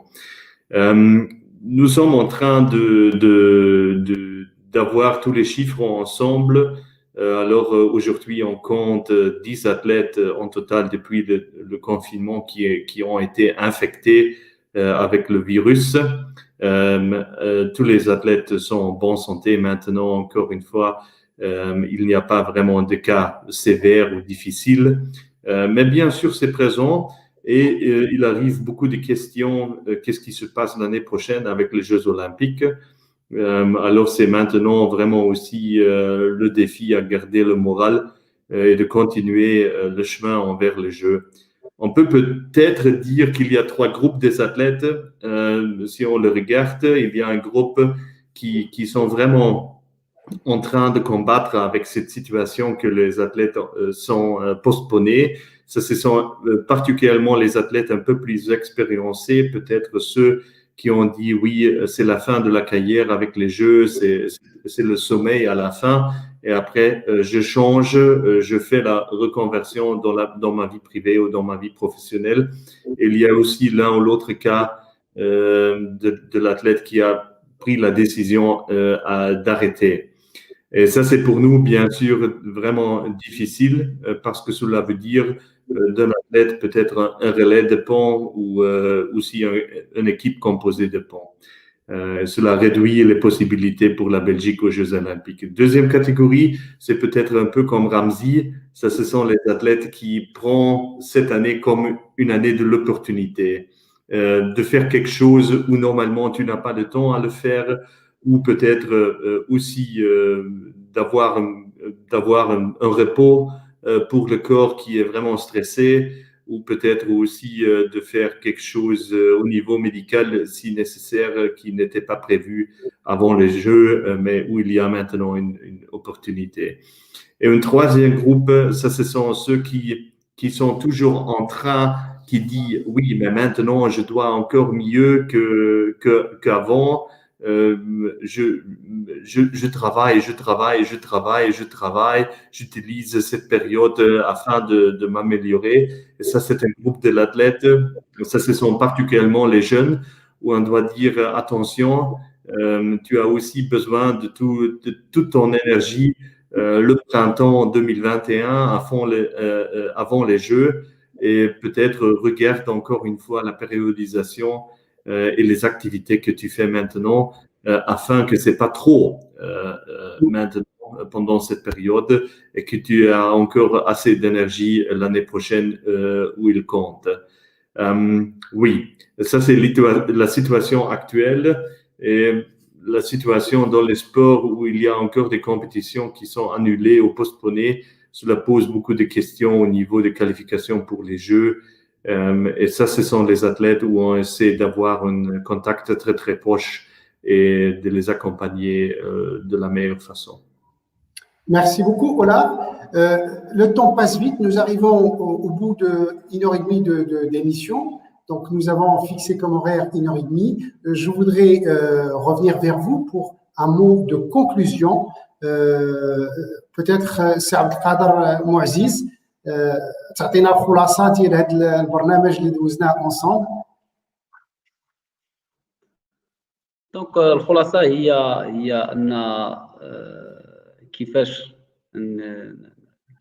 خص يكون ان واحد الرياضي محترف، شنو هما الطرق اللي خصو يتبع باش ينجح في الكارير ديالو سبورتيف، شنو هي كذلك خصنا هذه مهمه، يعني المساعده المهمه اللي كتكون من طرف الجامعات باش يوفروا الظروف الملائمه لذاك السبورتيف اللي هو عنده يعني المواصفات وعنده واحد القوه البدنيه، واحد الاراده، واحد الطموح انه يحقق. خصنا نوفروا له الظروف، يعني نخليوه يخدم، ومني تيجي من التدريب اللي هو ربما تيدير صباح عشيه تدريب، يلقى الظروف ديالو ويلقى ان ستاف اللي يكون بجنابو اللي يدعمو اللي يشجعو انه كذلك باش المغالمو يكون صحيح. واكيد ان شاء الله بهذا العمل غادي تكونوا عندنا دي سبورتيف اللي غادي يمثلوا البلاد ديالنا، لا يعني محليا ولا دوليا. شكرا سعد قادر. Philippe Lejeune, un mot de conclusion.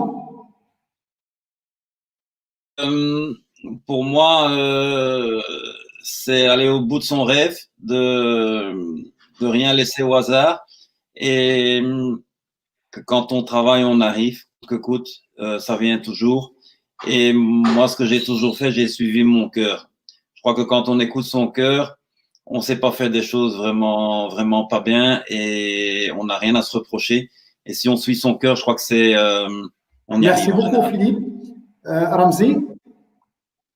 Un mot de conclusion? Ben moi, je souhaite à dire déjà merci à tous les supporters marocains, tout le peuple marocain qui me soutient tout au long de l'année, au CNOM, à la Fédé, à mon sponsor Ain Atlas. Et merci à vous aussi les invités d'avoir partagé votre savoir. Ça m'a fait plaisir de vous entendre, de vous rencontrer. Et Inch'Allah, Tokyo, du Maroc le plus haut possible. Olaf, un petit mot de conclusion? Oui, merci pour l'opportunité. J'aime de partager les connaissances et aussi j'ai appris beaucoup aujourd'hui. Ça, c'est toujours comme ça, c'est donner et prendre. Merci pour l'invitation, Hassan.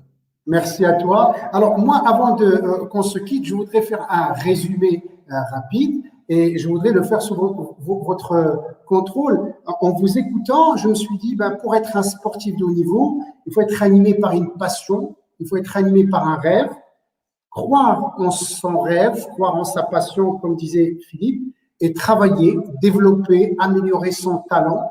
Et bien, j'ai bien noté, Olaf, que travailler pas dans le sens téméraire du terme, mais dans le sens prendre du plaisir à faire ce qu'on aime.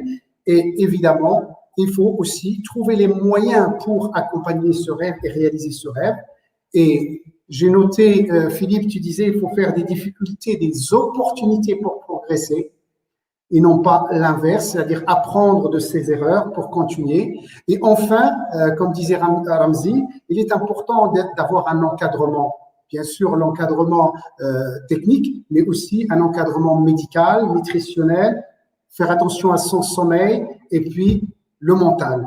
Enfin, dans tout ça, aller progressivement vers la réalisation de son rêve et penser à son projet de reconversion. Voilà, j'ai essayé de résumer d'une façon succincte les éléments que vous m'aviez donnés ou que nous avons partagés lors de cette visioconférence. Donc, au nom de tous les membres du comité olympique marocain, je voudrais vous dire un grand merci pour votre présence sur cette plateforme et cette chaîne du comité national olympique, sous l'égide ou dans le cadre de l'académie olympique digitale, qui, je le rappelle, est un espace vraiment d'échange en toute convivialité, de partage et aussi je dirais de transmission pour les autres. C'est un espace de réflexion, si je puis dire. Donc, merci beaucoup. Merci à tous les participants. Malheureusement, je n'ai pas pu lire toutes les questions qui ont été posées, mais on va essayer de y répondre à travers notre page Facebook et à travers notre site Internet sur lequel on peut retrouver cette visioconférence dans son intégralité. Merci à vous, merci à toute l'équipe du comité olympique qui était derrière la réalisation et la préparation de cette visioconférence avec nos amis, je rappelle Ramzi Bourriem du surf, Philippe Lejeune du sport équestre, Olaf Spal du comité national olympique belge et Saad Khadr Mouaziz, notre marathonien de Ifrane. Merci beaucoup et à très bientôt les amis. Merci beaucoup. Bonne fin de journée.